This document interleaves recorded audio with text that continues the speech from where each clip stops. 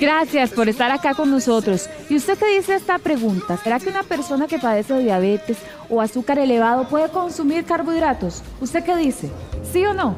Bueno, vamos a salir de dudas mejor, porque está con nosotros el doctor Carlos Olivares para hablarnos de este tema y para mostrarnos las alternativas que pueden existir. Bienvenido, doctor, ¿cómo está? ¿Qué tal, Maricris? Un gusto estar con ustedes. Gracias por estar acá. ¿Por qué las harinas refinadas hacen tanto daño a las personas que padecen de azúcar elevado? Bien, Maricris, con respecto a esa pregunta que haces, ¿puede la persona, de hecho sí debe consumir una persona diabética un poquito de carbohidratos? No se puede dejar del todo, porque una persona, por ejemplo, resulta que de hoy a mañana se da cuenta que tiene diabetes y suprime completamente carbohidratos, puede tener esos desequilibrios y entra en picos hipoglicémicos, y eso pues no es prudente. Lo que sí es prudente es comenzar a corregir. Y con respecto al tema de las harinas blancas, lo que pasa es que, o la cantidad de carbohidratos que debes consumir debe ser muy moderado. No puede una persona, por ejemplo, que tenga que consumir un promedio de 1.500 calorías y se esté consumiendo 2.000 calorías. Y para rematar, que lleve un montón de carbohidratos simples, refinados, que son los que más afectan, y además estos carbohidratos que vienen normalmente azucarados. Se nos va la pancita. Ahora, ¿qué adaptaciones podríamos hacer en los carbohidratos para poder consumir un poquito al día? Bueno, ideal evidentemente es ir sustituyendo ciertos tipos de alimentos por cosas más íntegras. Por ejemplo, si una persona consume, Maricris, avena, podría incluir avena integral. Si una persona consume arroz corriente, que consuma arroz integral, que consuma fibras. Ojalá hacer un hábito de estar consumiendo fibras toda la mañana. Yo recomiendo mucho tomar fibras todas las mañanas porque eso es parte importante, no solamente para ese tubo digestivo, para ese tracto digestivo funcione de una forma adecuada, sino para generar una captación de muchos alimentos y en este caso lo que son azúcares simples, grasas y demás que se pueden captar cuando haces una ingesta cargadita de fibras. ¿Cuál es la diferencia que hace en el cuerpo cuando consumimos, por ejemplo, avena integral, arroz integral o el pan integral que está por acá? ¿Cuál es la diferencia? Ok, sucede, Maricris, que cuando consumes un carbohidrato refinado, un carbohidrato simple, dos situaciones importantes. Número uno, ese carbohidrato se metaboliza de forma muy rápida en el tubo digestivo y eso hace que los picos hiperglicémicos se generen fácilmente. ¿Por qué? Se metaboliza muy rápido. Número dos, normalmente esos carbohidratos simples vienen cargados de azúcares refinados y eso hace pues que obviamente los niveles se eleven mucho más. Entonces, cuando ingieres un producto integral, esos productos tienen un proceso un poquito más lento. Por eso es que si te comes, por ejemplo, un pan blanco, un bollo entero, y a la hora tienes hambre. Contrario, si te comes un pan, por ejemplo, un pan alemán, que es este pan alemán que es para mí de lo mejor que hay, o de los mejores que hay, pan integral, te comes 2 tajaditas y vas a sentir una sensación de saciedad por mucho más tiempo, 2, 3, hasta 4 horas. Esa es la diferencia. Ahora, ¿qué pasa si yo no me como el bollo entero del pan blanco, pero un pedacito pequeño en el café tiene el mismo efecto nocivo? Pues obviamente que no, porque la cantidad pues va a ser la diferencia en este caso. Evidentemente, pues si una persona tiene mayores complicaciones, pues que se coma el pedacito de pan blanco, no hay ningún problema. Lo que pasa es que si quieres una alternativa diferente, más sana, pues ahí están esas alternativas. Ok, ahora, no se trata de hacer una restricción de una forma abrupta y generalizada. No, se trata de tener ese equilibrio. Por eso te decía al principio, hay que tener si una persona tiene, por ejemplo, actividad física. Si una persona hace actividad física, pues puede consumir un poquito más de carbohidratos, puede consumir más elementos calóricos. ¿Por qué? Porque va a gastar no solamente su tasa basal, sino que va a consumir un poco más por esa actividad. ¿Hay algo que podamos tomarnos después de almorzar, de comernos un casadito, para ayudar a que no pegue tan fuerte Por el supuesto, índice glicémico? Claro, Macris. Una alternativa importante es un té, que puede ser un té verde, un té de canela. La canela tiene un efecto regulador a nivel de la glicemia. De hecho, la canela, hay unos estudios ahí que pues ahí no son muy concluyentes todavía, pero sí están en proceso con respecto a la sensibilidad a nivel de la insulina, a nivel de las células, pues, para el transporte de la glucosa con la canela. Canela y también puro. Y también genera un efecto hipoglicemiante, sí, canela o tecito de canela, una alternativa de esas, claro. Se habla también del té verde, doctor.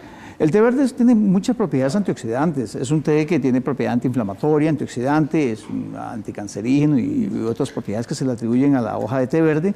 Y por supuesto que es importantísimo también cuando ingieres cualquier tipo de alimento, llámese almuerzo, la cena, un tecito puede ser una alternativa genial. ¿En lugar de qué? En lugar de tomarse cualquier bebida ahí con ciertas cantidades de azúcares no muy convenientes. En casa, ¿qué otra cosa podríamos tomar que nos eche una manita con el tema? ¿Qué podríamos consumir? Ok. Ve que hay cosas interesantes, Maricris. Hay muchos productos y de hecho en medicina natural también existen elementos que puedan sustituir los fármacos que normalmente consumimos. El principio activo de un fármaco, por ejemplo, por ejemplo, metformina, trabaja a nivel de la sensibilidad, mejorar la sensibilidad de la insulina a nivel de la transportación de la glucosa. Eso es importante. Tenemos otros como la glibenclamida que la gente conoce en casa, que son para estimular la producción de las células beta del páncreas. Y tenemos otros que trabajan a nivel de la eliminación de azúcares por medio de la orina.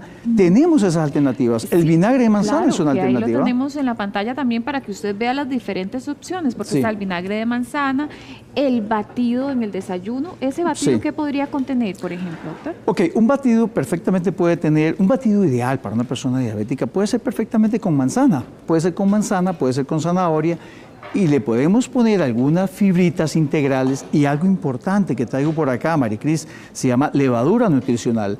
La levadura nutricional es un elemento que tiene, en algún momento hemos hablado de ello, que tiene betaglucanos y esos elementos tienen una capacidad de absorber los azúcares en tubo digestivo. No solamente azúcares, también grasas, entonces para evitar temas de colesterol, triglicéridos y obviamente los picos glicémicos o hiperglicémicos, la levadura nutricional es una excelente alternativa. Es un batido ahí, es excelente. Ojalá cuando, en la mañana perfectamente. En ayunas. En ayunas perfectamente. Y si quieres, pues también hay alternativas como el que veíamos por ahí en pantalla, no sé si parecía en pantalla, como el vinagre en cápsula o tenemos el picolinato de cromo, o el mismo Diabecón, que es un producto que está clínicamente probado, clínicamente estudiado, tiene el respaldo clínico, que genera, incluso como uno de los fármacos que te mencionaba, que genera una activación a nivel de las células beta del páncreas para que estas celulitas produzcan una mejor y más cantidad de insulina. La levadura nutricional, que era esa a la que usted nos estaba hablando, ¿se puede consumir entonces de qué manera? ¿En agua o lo revolvemos con qué? Perfectamente en una ensalada le puedes poner un poquito de levadura. Le puedes poner en un batido, como lo mencioné anteriormente. Haces un batido con cualquiera de estas cosas y metes una cucharadita de levadura nutricional. Lo haces perfectamente rociado encima de cualquier alimento, el arroz, cualquier otro tipo o un picadillo que tengas, perfectamente puedes poner así. Es una forma muy práctica de hacerlo perfectamente. ¿Cuáles son los suplementos y las plantas que no le pueden faltar a una persona que padece de picos de azúcar en sangre? Bueno, hay opciones interesantísimas también, como por ejemplo la moringa.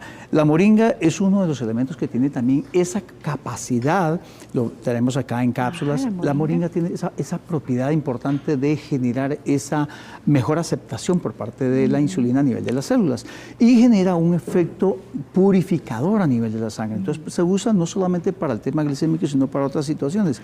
Tiene propiedades antiinflamatorias. Y una de las afectaciones y uno de los complicaciones que tiene una persona cuando ya tiene esas alteraciones de azúcares es que hay un proceso inflamatorio. ¿Un proceso inflamatorio dónde? A nivel del páncreas, a nivel de las células mismas del páncreas que hacen que no esté funcionando de una forma adecuada. Y entonces, este tipo de suplementación, este tipo de alimentación, y también, pues hay que mencionar, Maricris, el tema del importante para que usted haga buena actividad física, es importantísimo.